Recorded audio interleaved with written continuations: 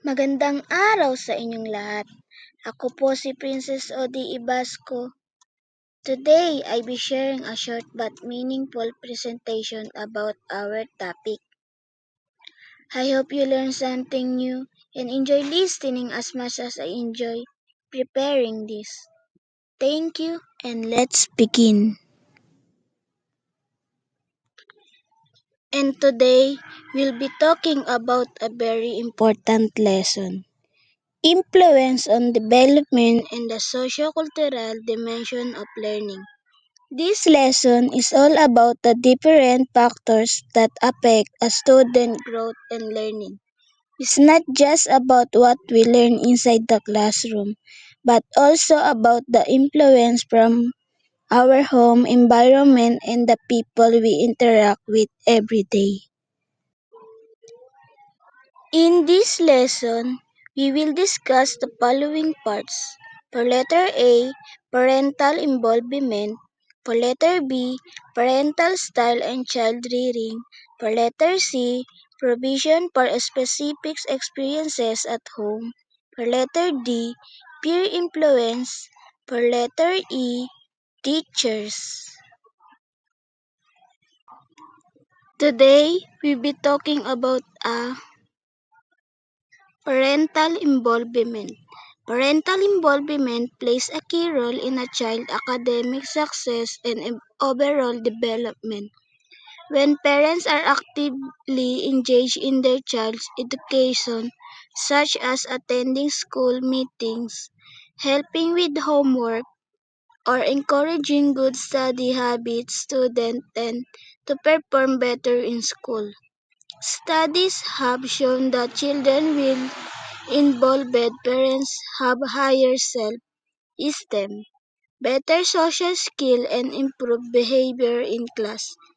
This involvement shows children that education is important and helps build a supportive learning environment both at home and at school. Ang unang influence sa learning ng bata ay yung parents. Sila kasi talaga yung first teachers natin, 'di ba? Kapag involved ang parents sa education ng anak, like tinutulungan sila sa assignment, uma-attend ng school meeting, mas nagiging motivated yung bata. Studies even show na mas mataas ang self-esteem nila at mas maganda rin ang behavior nila sa school. Ibig sabihin, ang laking tulong kapag alam ng bata na fully supported siya ng kanyang magulang. Today, we'll be talking about parenting style and child rearing. Parenting style have a strong impact on children's development. According to psychologist Diana Baumrind, there are four main types: authoritarian, authoritative, permissive, and uninvolved. Among these, the authoritative style, which balances warmth and discipline, is associated with the most positive outcomes. Children raised in this environment tend to be more responsible, self-reliant, and academically successful. On the other hand, overly strict or too lenient parenting may lead to behavior problems or pure self-regulation.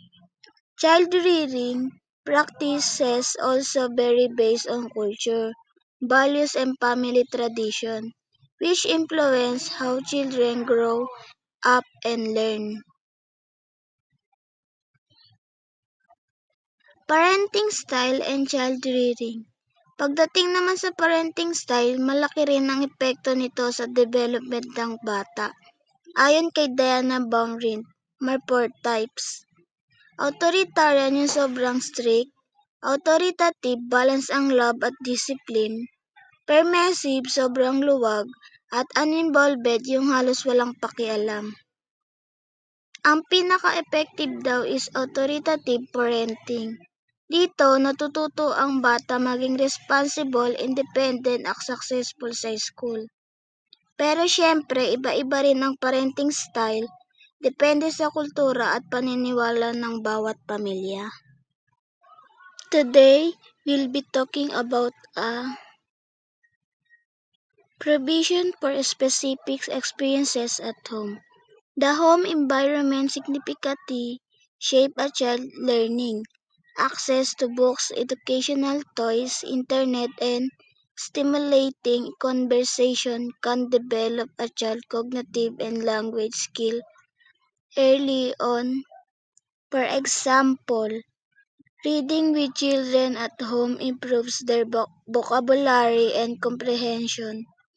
Also, when parents expose their children to museum, nature trips, or music lessons, they open up new learning opportunities.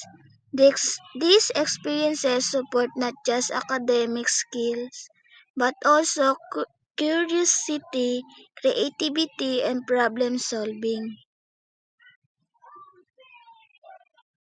Dito naman pumapasok kung anong klase experiences ang meron sa bata. For example, may mga books ba sa bahay? May access ba sa internet? May time ba ang parents na magbasa kasama ang anak nila? Lahat ng yan nakakatulong sa development ng thinking skill at language ng bata.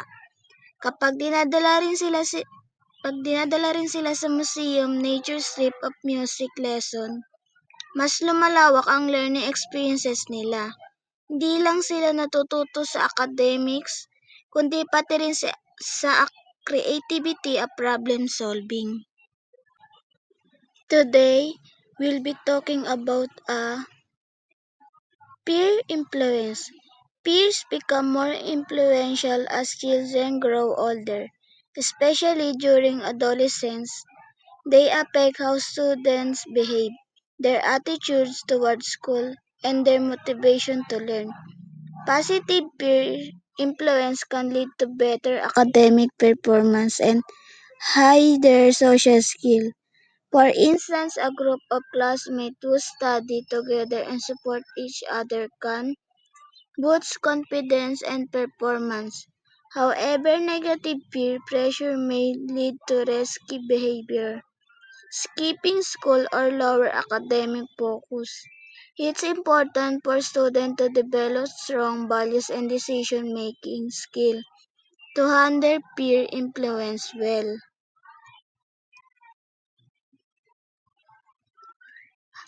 Dito, habang lumalaki ang bata, mas lumalaki rin ang influence ng peers or friends, lalo na sa teenage years.